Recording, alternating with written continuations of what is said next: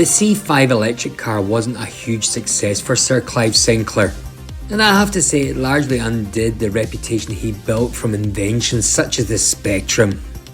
These days everybody seems to be having a go at poor old Sinclair and his dreaded C5. I don't know why, it seems that everybody's driving electric cars these days. I mean, this guy was a genius ahead of his times. That's all I've got to say about it. Anyway, regardless, it didn't stop people making games about Sir Clive Sinclair and also his C5. I've already covered a game called The Day in the Life of Sir Clive Sinclair, and if you want to watch that, I'll leave a link at the end of my video. So anyway, let's have a look at the C5 Clive game. The game was written by Barry Jones and published by Scorpio Gamesworld Ltd as a budget game in 1985 for both the ZX Spectrum and the Commodore 64.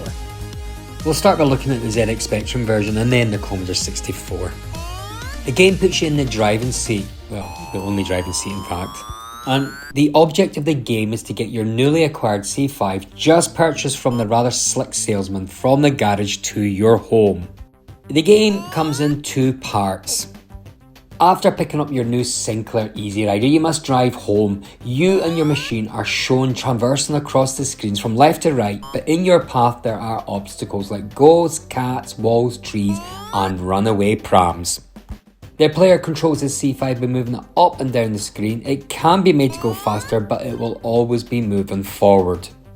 The first stage of the game requires the player to pick up batteries from each of the screens. Doing so and avoiding obstacles will get you onto the next screen, and so on until the end of the first stage. Anyway, let's have a look at the first level.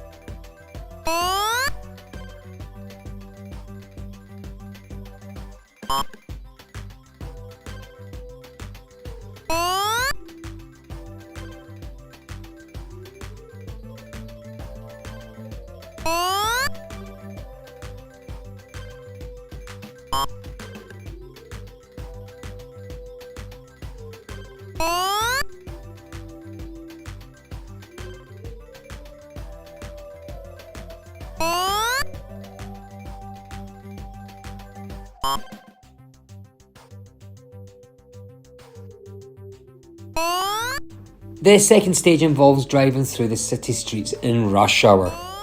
For this stage, your route is dictated by the street layout, and you can exit from any part of the screen if an exit exists. Now, the second stage is harder by virtue of the extra traffic. How far you have to travel depends on the skill level selected at the start of the game. So if you picked the advanced C5 driver, you will find the second stage journey is over in 60 seconds, equivalent to 60 miles. So let's have a look at the second level.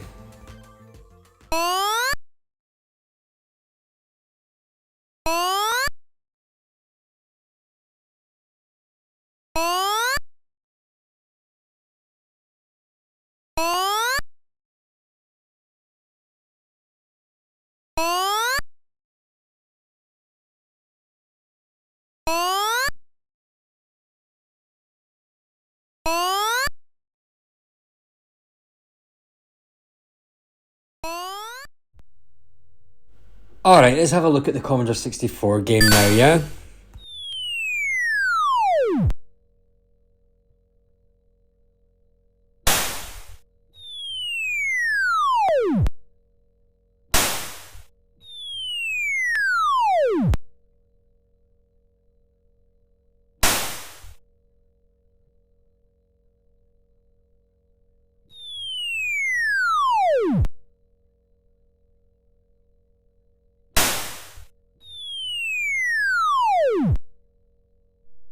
So, is this game any good?